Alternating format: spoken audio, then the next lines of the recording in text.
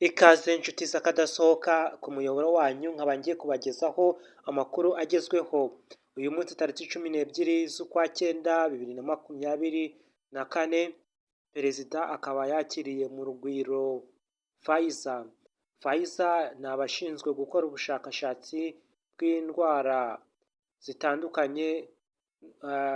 Izi kampani kandi zikaba zikomeye cyane, impamvu bahisemo kuza gukorera imiti mu Rwanda bitewe n'indwara zugarije isi. Iki ni ikibazo ku banyamakuru benshi bari kugenda batangaza ko ibi atari umugisha, kubera ko ngo hazapfa abantu benshi bari kugeragerezwaho izi ndwara, bari kugeragerezwaho iyi miti y'izi ndwara bagiye gushakira umuti. Ngo kwa Kabuga ngo niho byinshi bibera, ngo haberayo byinshi, aho umunyamakuru bita Turayishimye Jean Paul yakomeje kubivuga byeruye, ariko ntabwo ari mu gihugu. Ibintu yagiye avuga biratangaje. Turayishimye Jean Paul, uyu munyamakuru akaba afite urubuga bita Eastern Africa Diary. Jean Paul akaba yagiye avuga yuko abanyamakuru benshi ari ibifura.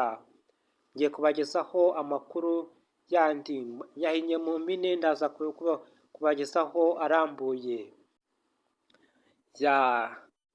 aho bari kugenda bakwirakwiza ko mu Rwanda FDLR yagezemo.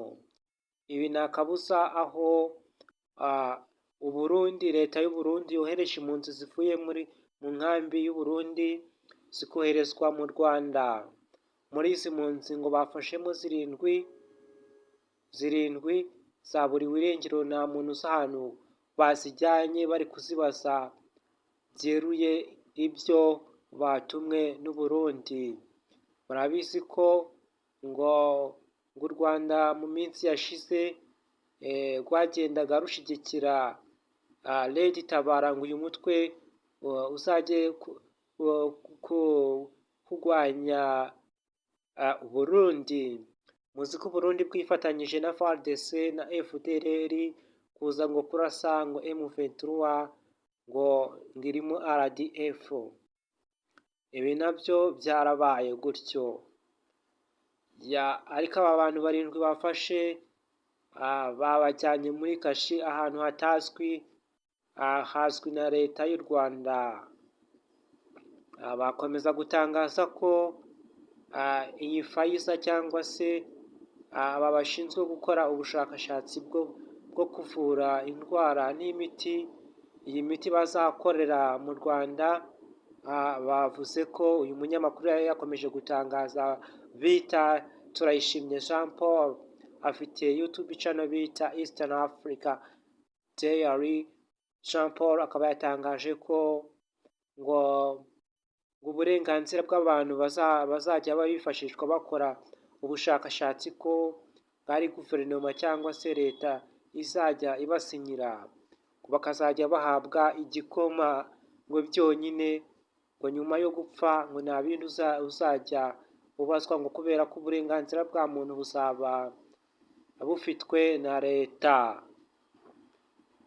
Kwa Kabuga ngo kandi ngo bakomeje gucicikana inkuru, nk'uko uyu munyamakuru yagiye abitangaza, ngo benshi bakuramo impyiko n'imyijima babakoreye, noneho bakaza kugira ngo kubigurisha. Ibi nabyo ni ibintu uyu munyamakuru yagarutseho atukana cyane, amagambo ntabasha gusubiramo, babwira ngo mukore subscribe. Mu kanya ndabakorera video irambuye, amakuru menshi cyane. Ndashimira abantu mwese mwagiye mukora subscribe, abatarayikora muyikore. Ntabwo ari igisasu ngo kirabaturikana, ubundi muze muri uyu muryango wa Genocide. Nabasobanuye ko ari umuntu uzi amakuru y'ibibera mu isi hose, cyangwa se buri kintu cyose akaba agifiteho amakuru. Nyuma y'uko